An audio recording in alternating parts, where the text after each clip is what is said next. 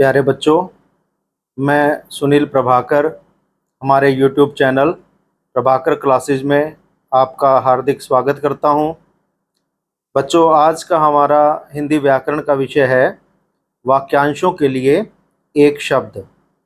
इसमें हम पढ़ेंगे कि जो विभिन्न प्रकार के वाक्यांश होते हैं उनके लिए एक शब्द का प्रयोग कैसे किया जाता है। तो आप देखिए, सबसे पहले है लिखने वाला। लिखने वाला को लेखक कहा जाता है। पढ़ने वाला पाठक कहलाता है। बोलने वाला वक्ता, सुनने वाला श्रोता, देखने वाला दर्शक, गीत गाने वाला गायक, दौड़ने वाला धावक, पढ़ाने वाला अध्यापक, कविता लिखने वाला कवि, खेलने वाला खिलाड़ी कहलाता है। यहाँ आप देखेंगे जो कवि शब्द है, अगर वह पुरुष है तो कवि कहलाएगा, अगर वह स्त्री है तो उसके लिए हम कवयित्री शब्द का प्रयोग करेंगे। ठीक है, इस शब्द को आप ध्यान से देखें, इसे गलत नहीं लिखना। आगे देखिए, कुश्ती लड़ने वाला कुश्तीबाज या पहलवान कहलाता है। जो सोने चांदी का काम करता हो उसे सुनार या स्वर्णकार कहते हैं। ये जो स्वर्णकार शब्द है ये संस्कृत का शब्द है और इसी से हिंदी में सुनार शब्द बना है। जो घड़े आदि मिट्टी के बर्तन बनाता हो उसे कुम्हार या कुंभकार कहा जाता है। कुंभकार संस्कृत का शब्द है और इसी से हिंदी में कुम्हार शब्द बना है। जो धातु के बर्तन बनाता हो उसे ठठेरा या कसेरा कहा जाता है। जो चमड़े का काम करता हो उसे चमार या चर्मकार कहते हैं। ये जो चर्म शब्द है, चर्म का अर्थ होता है चमड़ा या चमड़ी। ठीक है, स्किन। जो हमारी त्वचा है उसे भी चर्म कहा जाता है। तो जो चमड़े का काम करता है उस व्यक्ति को चर्मकार कहते हैं और चर्मकार से ही हिंदी में चमार शब्द बना है। जो चूड़ियाँ बनाता या बेचता हो उसे मणिहार या मणिकार कहते हैं। संस्कृत के मणिकार शब्द से ही मणिहार शब्द हिंदी में बना है। जो जूते चप्पलों की मरम्मत करता हो उसे कहते हैं मोची। जो लकड़ी का काम करता हो बढ़ई कहलाता है। जो लकड़ियां काटकर गुजारा करता हो उसे लकड़हारा कहा जाता है। दिन में एक बार होने वाला दैनिक कहलाता है। दैनिक जो शब्द है वो दिन शब्द में इक प्रत्यय जुड़ने से बना है। इसके बाद सप्ताह में एक बार होने वाला उसे कहते हैं साप्ताहिक। साप्ताहिक शब्द भी इसी तरह से बना है। सप्ताह शब्द में इक प्रत्यय जुड़ गया और साप्ताहिक शब्द बन गया। 15 दिनों में एक बार होने वाला पाक्षिक कहलाता है। पाक्षिक शब्द कैसे बना बच्चों? ये शब्द होता है पक्ष। पक्ष शब्द में इक प्रत्यय जुड़ा। ठीक है, ये जो पक्ष शब्द है इसको पखवाड़ा भी कहते हैं। पक्ष या पखवाड़ा का मतलब होता है 15 दिन। तो जो 15 दिनों में एक बार हो उसे कहते हैं पाक्षिक। महीने में एक बार होने वाला मासिक कहलाता है। मास मैंने महीना और उसमें इक प्रत्यय जुड़ गया तो ये बन गया मासिक। ठीक है, इसके बाद 3 महीनों में एक बार होने वाला इसे कहते हैं त्रैमासिक। त्रैमासिक शब्द कैसे बना? मास शब्द में जब त्रि लगा, त्रि एक संख्या है, 3 के लिए आता है त्रिमास, तो ये बन गया त्रिमास यानी कि 3 महीने। और इसी त्रिमास में जब इक प्रत्यय जुड़ा तो ये त्रैमासिक शब्द बन गया। 6 महीनों में एक बार होने वाला छमाही या षाण्मासिक कहलाता है। षाण्मासिक कैसे बना? एक शब्द होता है षट, षट मैंने 6 संख्या के लिए आता है संस्कृत में, षट मास यानी कि 6 महीने। तो ये बढ़ गया। जब संधि होती है इसमें तो व्यंजन संधि के एक नियम के अनुसार ट जो है वर्ण में बदल जाता है, तो ये बन गया क्षण मास यानी कि 6 महीने। और इसमें जब इक प्रत्यय जुड़ा तो ये बन गया शाण मासिक। तो वर्ष में एक बार होने वाला कहलाता है वार्षिक। तो वार्षिक शब्द भी बच्चों इसी तरह से बना है, वर्ष शब्द में इक प्रत्यय जुड़ गया तो वार्षिक बन गया। अब देखिए उससे आगे, 2 वर्षों में एक बार होने वाला द्विवार्षिक जिसका कोई अर्थ हो उसे कहते हैं सार्थक। सार्थक शब्द स जमा अर्थक, अर्थक शब्द में स उपसर्ग जुड़ने से सार्थक शब्द बना है। इसके बाद है जिसका कोई अर्थ न हो उसे कहते हैं निरर्थक। निरर्थक शब्द का संधि विच्छेद होगा निह जमा अर्थक यानी जिसका कोई अर्थ न हो। इसके बाद जिसका कोई आकार हो उसे कहते हैं साकार यानी स जमा आकार, आकार सहित है जो। इसके बाद जिसका कोई आकार न हो उसे कहते हैं निराकार।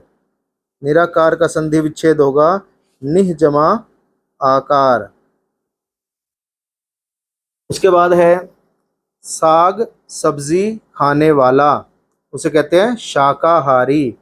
शाकाहारी शब्द बना शाक जमा आहारी। बच्चों जो शाक शब्द है संस्कृत का है और इसी से हिंदी में साग शब्द बना है। जो मांस खाता हो उसे कहते हैं मांसाहारी। जो पढ़ना लिखना जानता हो उसे कहते हैं साक्षर। साक्षर शब्द भी स जमा अक्षर की संधि से बना है। इससे आगे है जो पढ़ना लिखना न जानता हो उसे कहते हैं निरक्षर। निरक्षर का संधि विच्छेद होगा निह जमा अक्षर।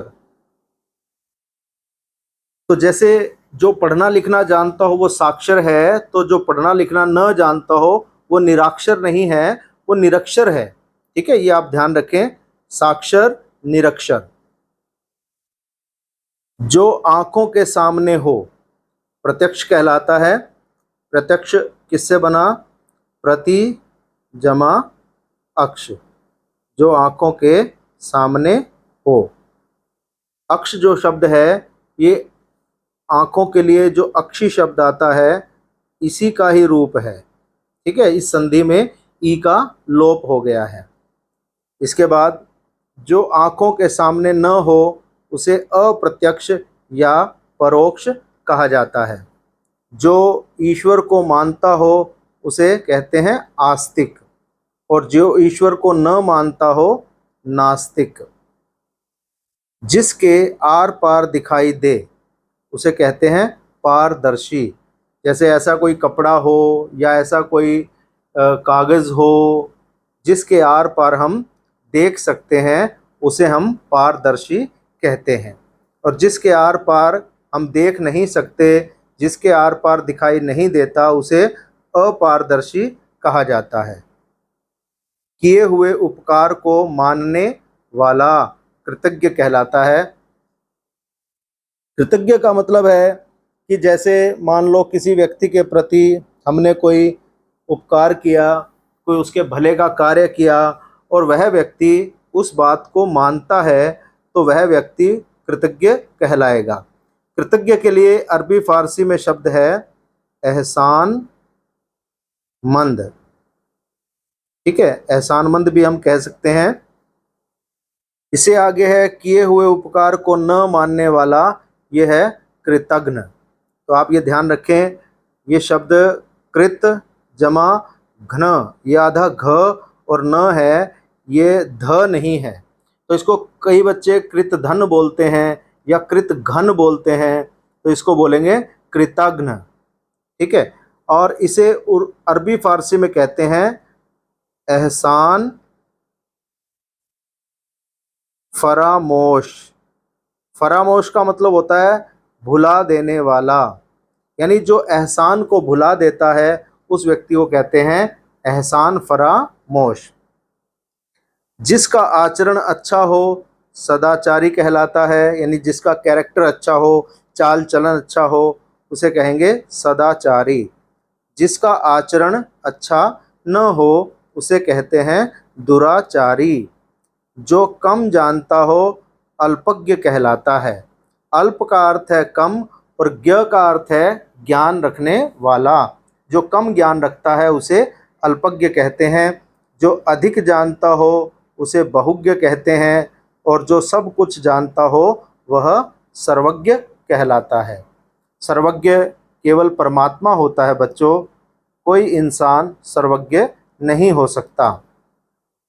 छोटा भाई अनुज, बड़ा भाई अग्रज, ये कैसे बने? आप देखिए, अनु एक उपसर्ग है और ज के साथ लगा है। ज का मतलब है जन्मा। अनु मैंने पीछे पीछे, यानी जो पीछे पीछे जन्मा है या जो बाद में जन्मा है उसे अनुज कहते हैं। और अग्रज, अग्र एक शब्द है और ज मैंने जन्मा, अग्र मैंने पहले, जो पहले जन्मा है उसे हम कहेंगे अग्रज। तो अग्रज बड़ा भाई होता है और वो हमसे पहले ही जन्मा है, इसलिए वो अग्रज कहलाता है। और इसी तरह अगर छोटा भाई है यहाँ, अगर हो छोटी बहन, तो छोटी बहन के लिए हम लिखेंगे अनुजा। अनुज के साथ आ प्रत्यय और लग जाएगा, अनुजा छोटी बहन हो गया। और बड़ी बहन हो तो उसको कहेंगे अग्रजा, बड़ी बहन। ठीक है। जिसके आने की तिथि निश्चित न हो, अतिथि यानी मेहमान, जिसे हम गेस्ट कहते हैं इंग्लिश में। और उसके बाद जो ऊपर कहा गया है उपर्युक्त, ये आप ध्यान रखेंगे, ये शब्द उपर्युक्त है, इसका संधि विच्छेद होता है ऊपरी जमा उक्त। उक्त मैंने कहा गया, ऊपरी मैंने ऊपर, जो ऊपर कहा गया है उसे उपर्युक्त कहते हैं। ये शब्द खास तौर पर ध्यान देने योग्य है। ये आम तौर पर जो है लोग गलत लिखते हैं, इसको लिखते हैं उपरोक्त। ये गलत है बच्चों। इस शब्द का आपने प्रयोग बिल्कुल नहीं करना, इसकी जगह आप शब्द का प्रयोग करेंगे उपर्युक्त। ये सही है और ये गलत है। नीचे लिखा हुआ, निम्नलिखित या निम्नांकित। निम्नांकित शब्द बना है निम्न जमा अंकित से। जो नीचे अंकित है, छपा हुआ है या लिखा हुआ है, वो निम्नांकित कहलाता है। और ऊपर लिखा हुआ, इसको कहेंगे हम ऊपरी लिखित। आगे देखिए बच्चों, आगे लिखा हुआ इसे कहते हैं अग्र लिखित या अग्रांकित। अग्र जमा अंकित। बिना सोचे विचारे किया हुआ विश्वास कहलाता है अंधविश्वास। यानी जब हम किसी बात पर बिना सोचे समझे विश्वास कर लेते हैं तो उसको हम अंधविश्वास कहते हैं। जो कम खाता हो अल्पाहारी, ये शब्द बना अल्प यानी कि कम जमा आहारी। आहार का मतलब भोजन, आहारी मैंने भोजन ग्रहण करने वाला, यानी जो व्यक्ति कम भोजन ग्रहण करता है उसे कहते हैं अल्पाहारी। इसके बाद देखिए, सबको एक साथ देखने वाला समदर्शी। सम मैंने समान, दर्शी मैंने देखने वाला। जो सबको एक समान देखता है, किसी में कोई भेद नहीं करता, अंतर नहीं करता, उस व्यक्ति को समदर्शी कहते हैं। जो पहले हो चुका हो भूत पूर्व, जो पहले कभी न हुआ हो अभूत पूर्व कहलाता है। जिसके माता पिता न हो उसे कहते हैं अनाथ। और इसका उल्टा क्या होता है, जिसके माता पिता होते हैं, जीवित हों, उस बच्चे को कहते हैं सनाथ। ये भी आप साथ के साथ ध्यान रखेंगे। काम से जी चुराने वाला कामचोर, जिस पर विश्वास किया जा सके विश्वसनीय, जो इस लोक का न हो, यानी कौन सा लोक, जो पृथ्वी लोक है उसका न हो उसे कहते हैं अलौकिक। जो सबके मन की बात जानता हो अंतर्यामी कहलाता है। अंतर्यामी ईश्वर के लिए प्रयुक्त होता है। जिसे गिना न जा सके अनगिनत, इसके लिए संस्कृत में एक शब्द होता है अगणित। तो हम अगणित शब्द भी कह सकते हैं और अनगिनत शब्द भी कह सकते हैं। अनगिनत हिंदी का शब्द है और अगणित संस्कृत का शब्द है। जो कभी न मरे अमर, जो कभी बूढ़ा न हो अजर, जो दिखाई न दे अदृश्य कहलाता है। जो सब जगह हो उसे कहते हैं सर्वव्यापक। सर्व मैंने सब जगह, और व्यापक का मतलब होता है उपस्थित हो, विद्यमान हो या फैला हुआ हो, तो वो कहलाता है सर्वव्यापक। और ये शब्द भी ईश्वर के लिए ही प्रयुक्त होता है। जो सब शक्तियों का स्वामी हो सर्वशक्तिमान, ये भी ईश्वर के लिए आता है। जो जीव जंतु जल में रहते हों उन्हें कहते हैं जलचर। जो प्राणी भूमि पर रहते हों उन्हें कहते हैं स्थलचर या थलचर। स्थल या थल भूमि का पर्यायवाची है, तो स्थल पर रहने वाला, भूमि पर रहने वाला स्थलचर या थलचर।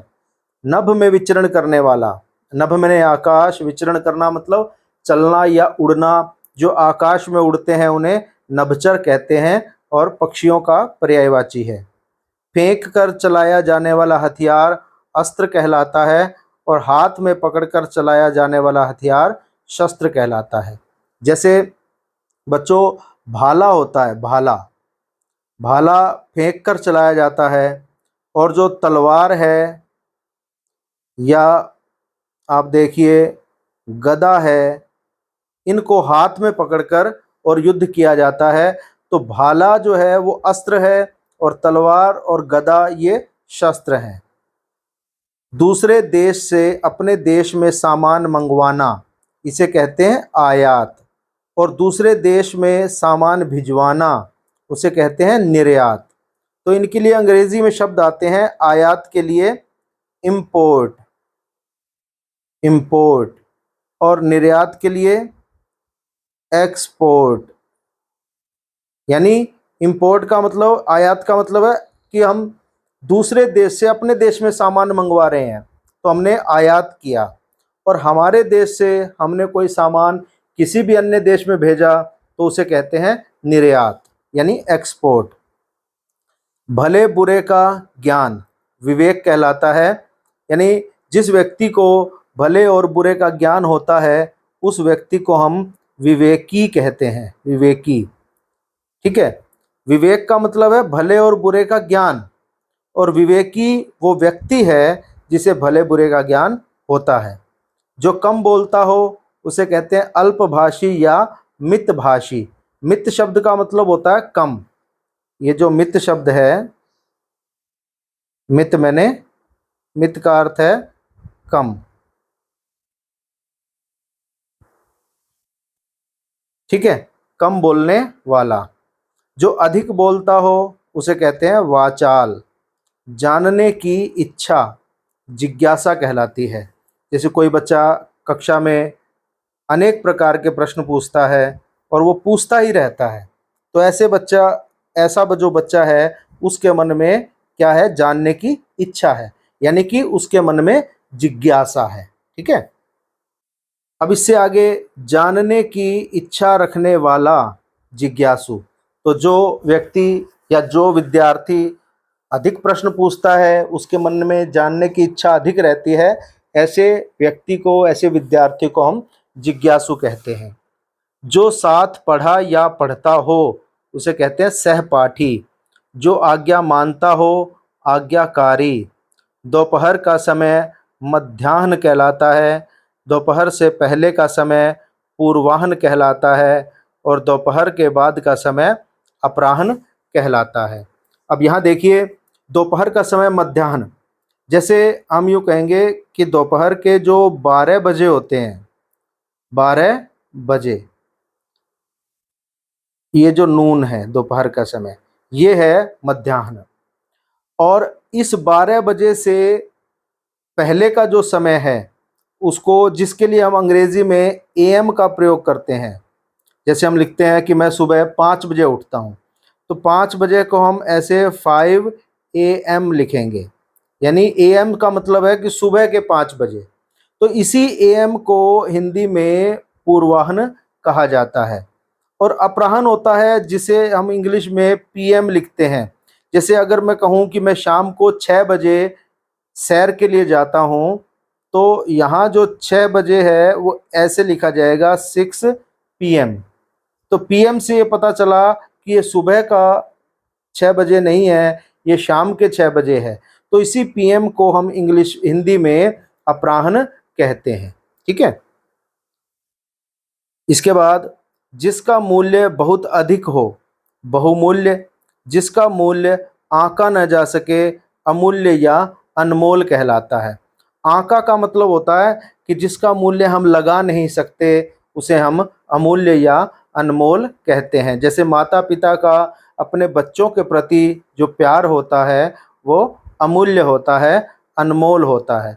या किसी ने हमें कोई गिफ्ट दिया, तो वो गिफ्ट क्या है, वो उपहार क्या है, वो अमूल्य या अनमोल है। जिसका कोई अंत न हो अनंत। जो उचित न हो अनुचित। जो उत्तीर्ण न हुआ हो अनुत्तीर्ण। उत्तीर्ण का मतलब होता है सफल। जो सफल न हुआ हो उसको कहेंगे अनुत्तीर्ण। अगर सफल लिखा हो, जो सफल न हुआ हो, तो हम कहेंगे असफल या विफल। लेकिन जो उत्तीर्ण न हुआ हो, तो उत्तीर्ण से ही शब्द हम बनाएंगे अनुत्तीर्ण। जिसे जीता जा सके जे। जिसे जीता न जा सके अजेय। जे से पहले अ उपसर्ग और लग गया। जिसे हराया जा सके पराजय। हराया मतलब पराजित। पराजित से पराजय शब्द बना है। जिसे हराया जा सकता है उसे पराजय कहते हैं, और जिसे हराया नहीं जा सकता, जिसे पराजित नहीं किया जा सकता, उसे अपराजय कहा जाता है। जिसका कोई शत्रु न पैदा हुआ हो अजात शत्रु। शत्रु मैंने दुश्मन, जात मैंने पैदा, मैंने नहीं। तो जिसका शत्रु पैदा नहीं हुआ है उस व्यक्ति को अजात शत्रु कहा जाता है। शत्रुओं का नाश करने वाला शत्रुघ्न कहलाता है। शत्रुघ्न जो शब्द है वो बना शत्रु जमा घन।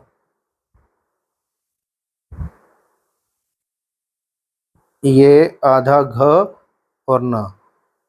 शत्रु का मतलब दुश्मन और घ्न का मतलब होता है नाश करने वाला।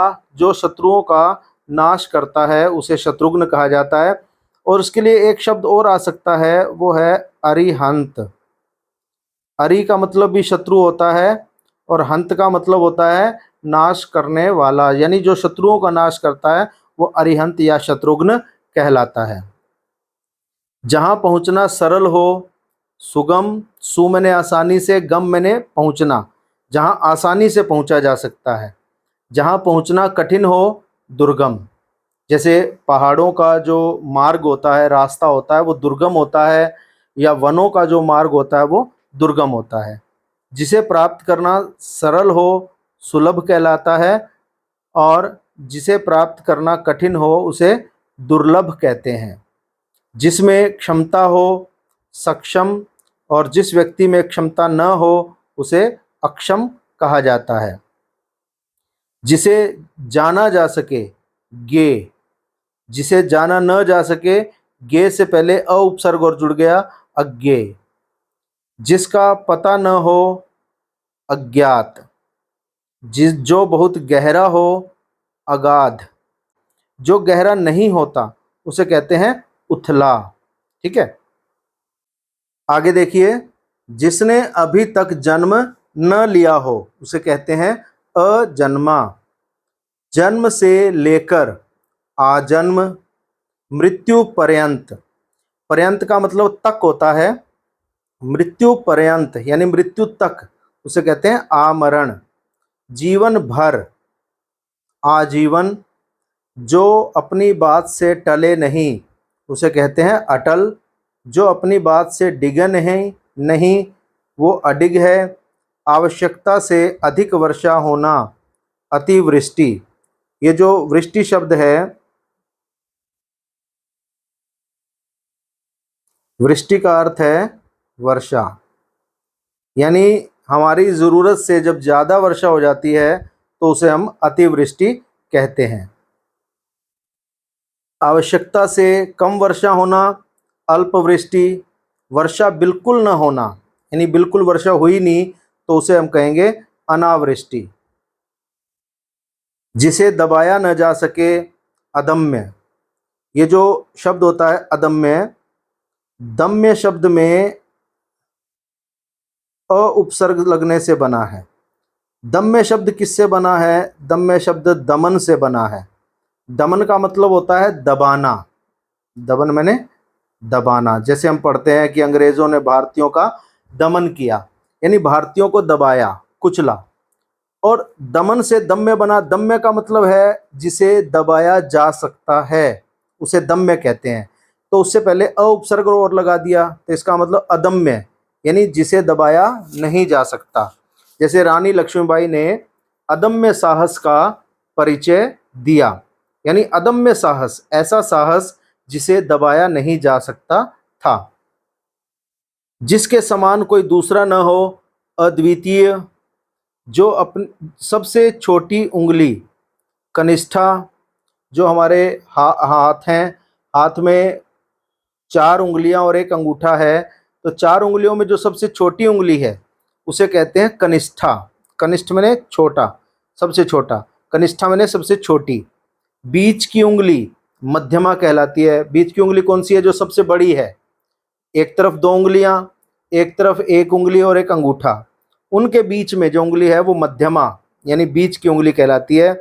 कनिष्ठा और मध्यमा के बीच की उंगली, अब आप समझिए, कनिष्ठा हो गई सबसे छोटी उंगली, मध्यमा हो गई बीच की उंगली, तो इन दोनों उंगलियों के जो बीच की उंगली है उसको कहते हैं अनामिका।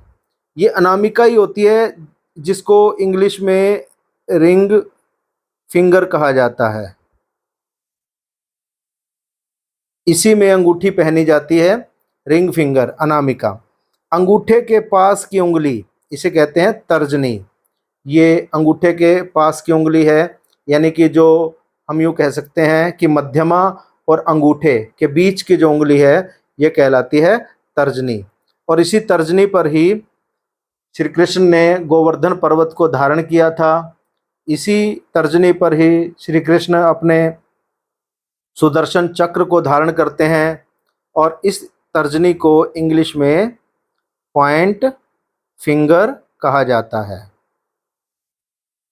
ठीक है, आगे देखिए, एक भाषा के विचारों को दूसरी भाषा में व्यक्त करना अनुवाद कहलाता है।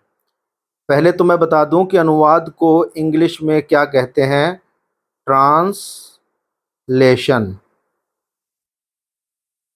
ठीक है, अब आप ये ध्यान रखिए कि किसी व्यक्ति ने, किसी लेखक ने अपने विचारों को, मान लीजिए, अंग्रेजी भाषा में लिखा है और दूसरा व्यक्ति या दूसरा लेखक उस अंग्रेजी के विचारों को किसी अन्य भाषा में, हिंदी में या जर्मन भाषा में या चीनी भाषा में या जापानी भाषा में व्यक्त कर देता है तो हम उसे अनुवाद कहेंगे। जैसे 8वीं कक्षा में एक पुस्तक है भारत की खोज, जिसे मूल रूप में अंग्रेजी भाषा में लिखा गया है और उसके लेखक हैं जवाहरलाल नेहरू। नेहरू जी ने उसे इंग्लिश में लिखा था और उस पुस्तक का नाम था डिस्कवरी ऑफ इंडिया। लेकिन उसी पुस्तक को हिंदी में लिखा मुंशी प्रेमचंद ने और उसका नाम दिया भारत की खोज। तो हम ये कहेंगे कि भारत की जो खोज पुस्तक है वह डिस्कवरी ऑफ इंडिया का हिंदी अनुवाद है। तो अनुवाद यही होता है कि किसी एक भाषा में लिखे हुए विचारों को किसी अन्य भाषा में व्यक्त करना अनुवाद कहलाता है। जो पढ़ने योग्य हो पठनीय, जो पढ़ने योग्य न हो अपठनीय कहलाता है। जिससे परिचय हो परिचित कहते हैं, और जिससे परिचय न हो उसे अपरिचित कहा जाता है। धन को सोच समझकर खर्च करना मितव्यय कहलाता है। मित का अर्थ मैंने बताया था, मित मैंने होता है कम, ठीक है। जो कम खर्च करता है या सोच समझकर खर्च करता है उसको कहते हैं मितव्यय। धन को व्यर्थ ही खर्च करना अपव्यय या फिजूल खर्ची कहा जाता है। जिस भूमि में कुछ भी पैदा न हो उस भूमि को बंजर, ऊसर या अनुपजाऊ कहा जाता है, ठीक है। कोई भी शब्द हम लिख सकते हैं। अनुपजाऊ शब्द अन जमा उपजाऊ से बना है, यानी जो उपजाऊ न हो वो अनुपजाऊ कहलाएगा। जहाँ धरती और आकाश मिलते हुए प्रतीत होते हैं। प्रतीत होना का मतलब है कि लगते हैं। एक ऐसा बिंदु जिसकी कल्पना की गई है कि ऐसे बिंदु पर धरती और आकाश मिलते हुए लगते हैं। वास्तव में ऐसा नहीं होता। वास्तव में ऐसा कोई बिंदु नहीं है जहाँ धरती और आकाश मिलते हैं, लेकिन ऐसी कल्पना की गई है। तो उस बिंदु को जहाँ धरती और आकाश मिलते हुए प्रतीत होते हैं उस बिंदु को क्षितिज कहते हैं। जैसे कविता है कि होती सीमाहीन क्षितिज से इन पंखों की होड़ा होड़ी, या तो क्षितिज मिलन बन जाता या तंती सांसों की डोरी।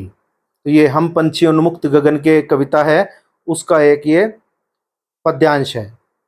तो उसमें क्षितिज शब्द का प्रयोग हुआ है। इसके बाद खाने योग्य वस्तु खाद्य कहलाता है। अर्जुन का धनुष, अर्जुन का जो धनुष था उसका एक विशेष नाम था और उसे कहा जाता है गांडीव। शिव के धनुष को पिनाक कहा जाता है, और शिव का धनुष पिनाक है इसीलिए शिव को पिनाकी कहा जाता है। पिनाकी, पिनाकी शिव का ही पर्यायवाची है, वो उनके धनुष के नाम के कारण ही है। आगे देखिए, कृष्ण का चक्र। सुदर्शन, कोई कार्य करने के लिए नाजायज रूप में धन लेने वाला, रिश्वतखोर या घूसखोर। घूस शब्द का मतलब भी रिश्वत ही होता है और खोर का मतलब होता है खाने वाला। जो व्यक्ति रिश्वत खाता है, जो नाजायज रूप में धन लेता है किसी काम को करने के लिए, उस व्यक्ति को रिश्वतखोर या घूसखोर कहा जाता है। जो जन्म से अंधा हो उसे जन्मांध कहा जाता है। जन्मांध शब्द बना है जन्म जमा अंध, क्योंकि जो अंधा शब्द है, अंधा शब्द तो तद्भव शब्द है और ये संस्कृत के अंध शब्द से बना है। तो जन्म जमा अंध से जन्मांध शब्द बना है, जो जन्म से अंधा हो। जैसे कहते हैं कि जो सूरदास थे वो जन्मांध थे, जन्म से ही अंधे थे। जीने की इच्छा जिजीविषा कहलाती है। जीने की इच्छा रखने वाला जिजीविषु कहलाता है। गोद लिया हुआ पुत्र दत्तक कहलाता है। जो आसानी से समझ में आता है उसे कहते हैं सुबोध। जो कठिनाई से समझ में आता है दुर्बोध कहलाता है। जहाँ केवल रेत ही रेत हो उसे रेगिस्तान, मरुस्थल या मरुभूमि कहा जाता है। बच्चों, यहाँ आप एक शब्द समझेंगे। जो रेगिस्तान शब्द है ये बना है रेग जमा स्थान। रेग शब्द में स्थान प्रत्यय लगा है, ठीक है, ये शब्द है। अब इस रेग शब्द का अर्थ क्या है? इसका अर्थ है रेत। ये रेग शब्द अरबी या फारसी भाषा का है और इसका हिंदी में अर्थ होता है रेत। तो रेग जमा स्थान, रेगिस्तान।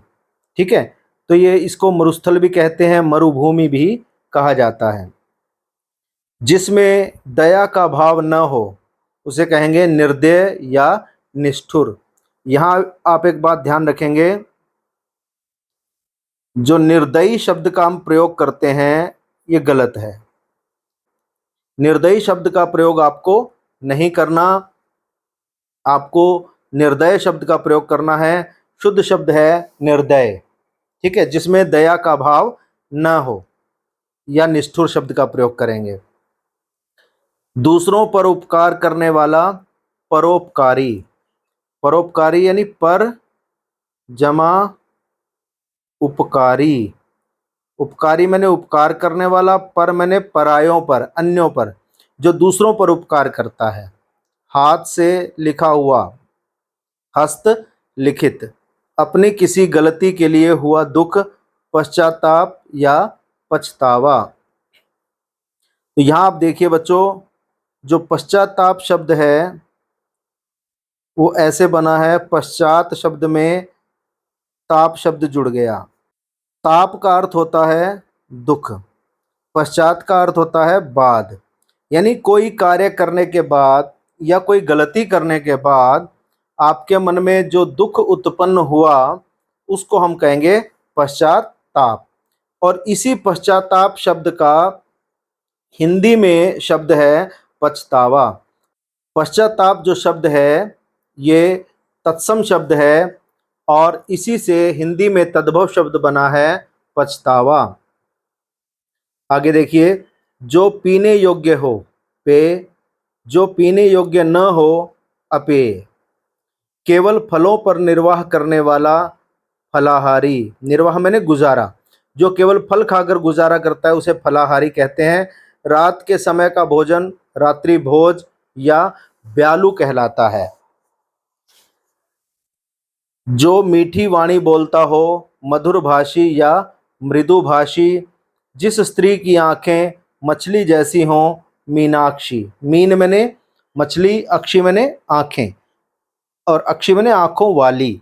तो मीन जैसी आंखों वाली, मछली जैसी आंखों वाली मीनाक्षी कहलाती है। और जिस स्त्री की आंखें मृग जैसी हों उसे मृग नयनी कहा जाता है, यानी मृग के समान नयनों वाली। किसी स्वर्गीय महापुरुष की जन्म तिथि पर मनाया जाने वाला उत्सव इसे कहते हैं जयंती। ठीक है, और किसी आदरणीय व्यक्ति की मृत्यु की तिथि पुण्यतिथि कहलाती है। तो ये आपको अंतर ध्यान रखना है।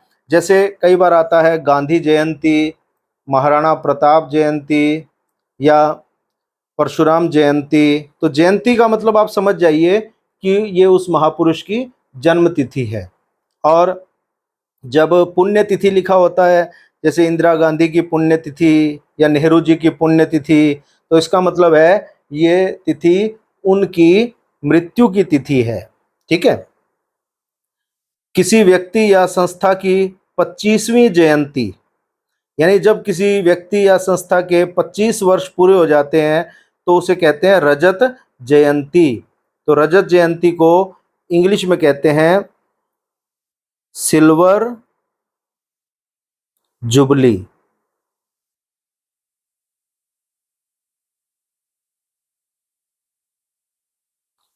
और किसी व्यक्ति या संस्था की 50वीं जयंती, यानी जब 50 वर्ष पूरे हो जाते हैं तो उसे कहते हैं स्वर्ण जयंती। और इसी स्वर्ण जयंती को इंग्लिश में कहते हैं गोल्डन जुबली। ठीक है, इसके बाद जिसके नीचे रेखा लगाई गई हो उसे कहते हैं रेखांकित। रेखा जमा अंकित। इसके बाद देखिए, जिस स्त्री का पति मर गया हो, यानी जिस स्त्री का पति अब जीवित नहीं है उसे कहेंगे विधवा, दुहागिन या दुर्भाग्यवती। दुर्भाग्यवती संस्कृत का शब्द है और इसी से हिंदी में दुहागिन शब्द बना है और विधवा अलग शब्द है, ये भी संस्कृत का है। धवा का अर्थ होता है पति, वी मैंने रहित, जो पति से रहित है वो विधवा है। जिस स्त्री का पति जीवित हो, सधवा, सुहागिन या सौभाग्यवती।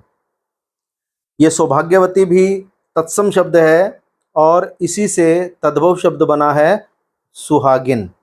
और सधवा ये भी संस्कृत का है। तो सधवा का अर्थ क्या है? धवा, धवा मैंने पति, स मैंने सहित, जो पति सहित है, यानी जिसका पति उसके साथ है, जीवित है अभी, तो उस स्त्री को सधवा कहा जाता है। 100 वर्षों का समय, शताब्दी। शताब्दी जो शब्द है शत जमा अब्दी की संधि से बना है। शत मैंने 100 और अब्दी, अब्द वर्ष को कहते हैं, यानी वर्षों वाली। अब्द मैंने वर्ष, अब्दी मैंने वर्षों वाली, 100 वर्षों वाली, यानी जिसमें 100 वर्ष हैं, 100 वर्षों के समूह को शताब्दी कहा जाता है। 10 वर्षों का समूह हो तो उसे कहेंगे दशाब्दी, 10 जमा अब्दी, या दशक भी कह सकते हैं। इसी प्रकार 1000 वर्षों का समूह सहस्राब्दी। यहाँ आप एक बात ध्यान रखेंगे बच्चों, ये सहस्राब्दी शब्द है, यह है स, ह, फिर स, और इस स के पैर में र है, सहस्र जमा अब्दी। सहस्र का अर्थ है 1000, यानी 1000। सहस्र जमा अब्दी, सहस्राब्दी। आप इसको सहस्त्र ना बोलें और सहस्त्र ना लिखें, इस तरह से नहीं लिखना आपने, आधा स और त्र। सहस्त्र ना तो बोलना है ना लिखना है, सहस्त्र शब्द नहीं होता, शुद्ध शब्द होता है सहस्र। ठीक है। इसके बाद जिस व्यक्ति की पत्नी मर गई हो उसे कहते हैं विधुर। जिस व्यक्ति की पत्नी जीवित हो उसे कहते हैं सधुर। किसी विषय का विशेष ज्ञान रखने वाला विशेषज्ञ। विश्व भर में प्रसिद्ध। विश्व भर, भर का मतलब है पूरा, पूरे विश्व में प्रसिद्ध, उसे कहते हैं विश्व विख्यात। जो बुरे कामों के लिए प्रसिद्ध हो उसे कहेंगे कुख्यात या बदनाम। यहां लिए आएगा, तो जो बुरे कामों के लिए प्रसिद्ध है उसे कहेंगे कुख्यात या बदनाम, और जो अच्छे कामों के लिए प्रसिद्ध हो उसे कहते हैं विख्यात। जो व्याकरण का ज्ञाता हो उसे कहते हैं वैयाकरण। ठीक है। वैयाकरण वह व्यक्ति होता है जो व्याकरण का बहुत अच्छा ज्ञान रखता है, जो व्याकरण का विद्वान होता है उसे वैयाकरण कहा जाता है। जो शिव का भक्त हो उस व्यक्ति को शैव कहते हैं। जो विष्णु का भक्त हो उसे वैष्णव कहते हैं। जिसका चरित्र बहुत अच्छा हो उसको कहते हैं सच्चरित्र या चरित्रवान। जो सच्चरित्र शब्द है ये सत जमा चरित्र से बना है। जिसका कैरेक्टर बहुत अच्छा हो उस व्यक्ति को हम कहेंगे सच्चरित्र, अच्छे चरित्र वाला या चरित्रवान। जिसका चरित्र अच्छा न हो उसे कहते हैं दुष्चरित्र। जो अपने ही अधीन हो उसे कहते हैं स्वाधीन। स्व जमा अधीन। और जो दूसरों के अधीन हो उसे कहते हैं पराधीन, यानी पर जमा अधीन। 100 वस्तुओं का समूह सैकड़ा या शतक कहलाता है, और जो अपना ही भला चाहता हो उसे कहते हैं स्वार्थी।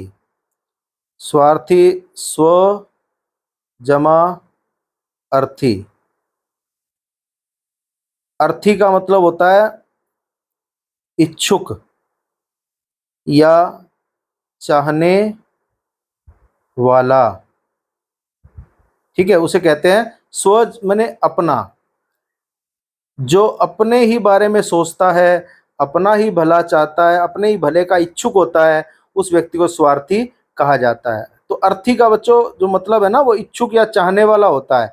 जो कोई मर जाता है और उसे लेकर जाते हैं तो वो ये अर्थी होता है, अरथी। ये जब कोई मर जाता है उसकी अर्थी उठाते हैं तो वो ये होता है, लेकिन यहाँ अर्थी है ये, जैसे विद्यार्थी, शिक्षार्थी, परमार्थी, स्वार्थी, इनमें यही अर्थी शब्द का प्रयोग होता है इसका। ठीक है। इसके बाद जिसका रंग सोने जैसा हो उसे कहते हैं सुनहरा या स्वर्णिम। स्वर्णिम तत्सम शब्द है और सुनहरा उसी का तद्भव रूप है, जिसे इंग्लिश में कहा जाता है गोल्डन। हम कहते हैं ना गोल्डन कलर, सुनहरा रंग, ये वही है। ठीक है। तो प्यारे बच्चों, आज की इस वीडियो में आपने वाक्यांशों के लिए एक शब्द को काफ़ी विस्तार से पढ़ा, समझा। आशा है कि आप लोगों को समझ में आया होगा। अब हम अगली वीडियो में एक नए टॉपिक के साथ आपके सामने फिर से उपस्थित होंगे। तब तक के लिए अलविदा।